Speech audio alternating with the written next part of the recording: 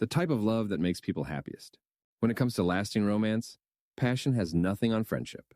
I think I may have met my future wife, I told my father on the phone, but there are a few issues.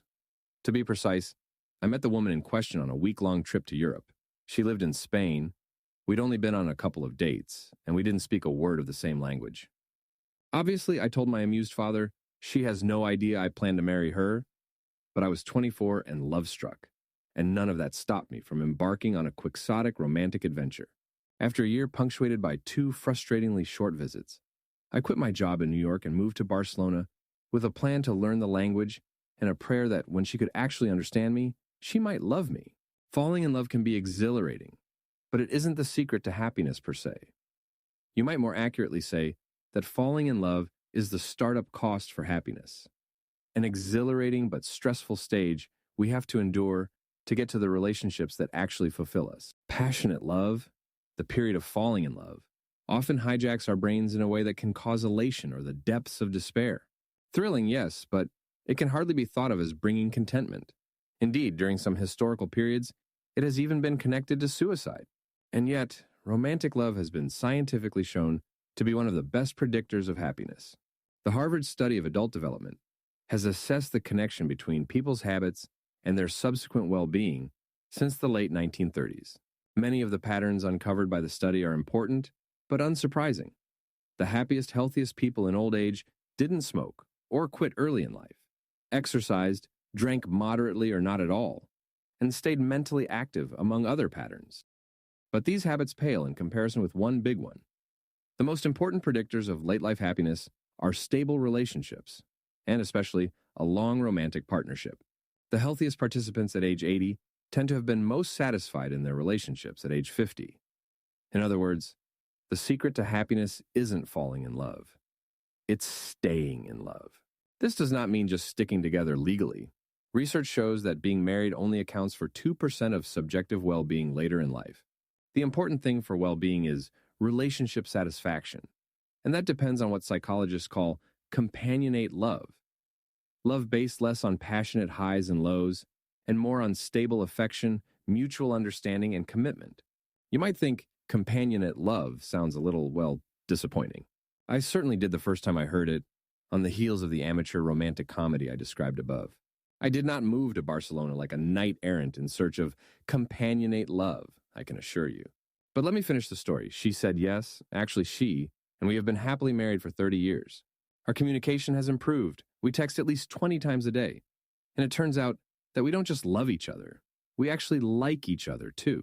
Once and always my romantic love. She's also my best friend. Being rooted in friendship is the reason that companionate love creates true happiness. Passionate love, which relies on attraction, does not typically last beyond the novelty of the relationship. Companionate love relies on its very familiarity. As one researcher bluntly summarizes the evidence in the Journal of Happiness Studies, the well-being benefits of marriage are much greater for those who also regard their spouse as their best friend. Best friends get enjoyment, satisfaction, and meaning from each other's company. They bring out the best in one another. They gently tease one another. They have fun together. Former U.S. President Calvin Coolidge and his wife Grace famously had such a friendship. According to one story, perhaps apocryphal, when the president and first lady were touring a poultry farm, Mrs. Coolidge remarked to the farmer, loud enough for the president to hear, that it was amazing so many eggs were fertilized by just one rooster. The farmer told her that the roosters did their jobs over and over again each day. Perhaps you could point that out to Mr. Coolidge, she told the farmer with a smile. The president, noting the remark, inquired whether the rooster serviced the same hen each time. No, the farmer told him. There were many hens for each rooster. Perhaps you could point that out to Mrs. Coolidge, said the president. Promiscuous roosters notwithstanding, the romance of companionate love seems to make people happiest when it's monogamous. I say this as a social scientist, not a moralist. In 2004, a survey of 16,000 American adults found that for men and women alike, the happiness-maximizing number of sexual partners in the previous year is calculated to be 1. The deep friendship of companionate love should not be exclusive, however. In 2007, researchers at the University of Michigan found that married people aged 22 to 79 who said they had at least 2 close friends, meaning at least one besides their spouse, had higher levels of life satisfaction and self-esteem and lower levels of depression. than spouses who did not have close friends outside their marriage. In other words, long-term companionate love might be necessary but isn't sufficient for happiness. It will be no surprise to you that while I love reading Shakespeare, Pablo Neruda, and Elizabeth Barrett Browning on passionate love, my Spanish romance is best expressed by Miguel de Cervantes. In Don Quixote, Cervantes gives the hero this song about his beloved Dulcinea. The divine Tobosan, fair Dulcinea, claims me whole. Nothing can her image tear. 'Tis one substance with my soul. This conveys the intensity of passionate love perfectly. But when it comes to happiness, it is important to heed the unpoetic Friedrich Nietzsche, who wrote, "It is not the absence of love, but the absence of friendship that makes marriages unhappy." True, Nietzsche never married, and was reportedly rebuffed in proposals 3 times by the same woman. Nihilism isn't much of an aphrodisiac, it seems. He is nonetheless correct. All the data and studies aside, the best evidence I have about happiness and companionate love is my own life. 3 decades and counting after tilting at the windmill of an unlikely romance, my Dulcinea accompanies me through good times and bad.